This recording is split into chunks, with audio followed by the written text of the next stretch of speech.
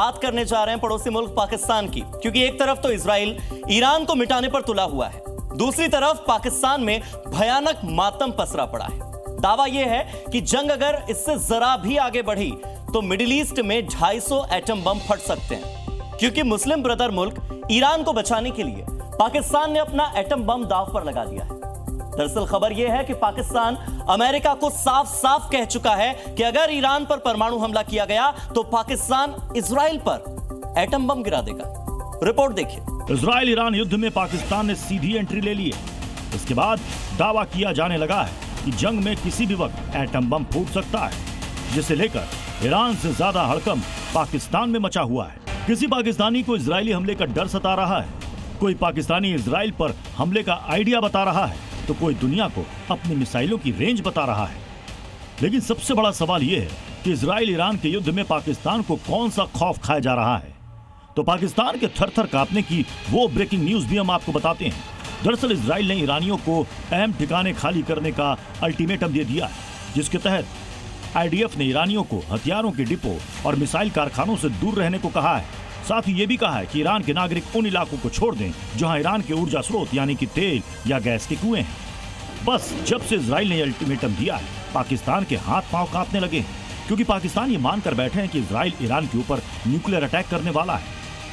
और अगर इजराइल इस एटमी अटैक को करने में कामयाब हो जाता है तो फिर उसका अगला टारगेट पाकिस्तान होगा। पाकिस्तानी पत्रकार फारिक सिद्दीकी का ये डर कोई हवाई नहीं है, क्योंकि दावा किया जाता है कि पाकिस्तान के पास न केवल 90 परमाणु बम है, बल्कि इन परमाणु बमों को दागने के लिए F-35 अडीर जैसा एडवांस फाइटर जेट भी है। इसके अलावा पाकिस्तान को इजराइल की जेरिको 3 मिसाइल भी डराती है, जिसकी रेंज 6500 किलोमीटर तक है। आपको बता दें कि जब से इजराइल ने हमास पर हमला किया तब से पाकिस्तान बहुत फड़फड़ा रहा था, मगर जैसे इजराइल ने ईरान पर हमला किया, पाकिस्तान के पांव कांपने लगे। खबर सुनकर डर के मारे अब पाकिस्तान ने अमेरिका को न्यूक्लियर ब्लैकमेल करना शुरू कर दिया है, जिसमें साफ साफ कहा गया है कि अगर इजराइल ने ईरान पर एटमी हमला किया तो पाकिस्तान भी इजराइल पर न्यूक्लियर हमला कर देगा। कमर चीमा साहब, जानते हैं भूमध्य सागर में आप जिसे टारगेट करने की धमकी दे रहे हैं ना, उसके सिर पर अमेरिका का हाथ है।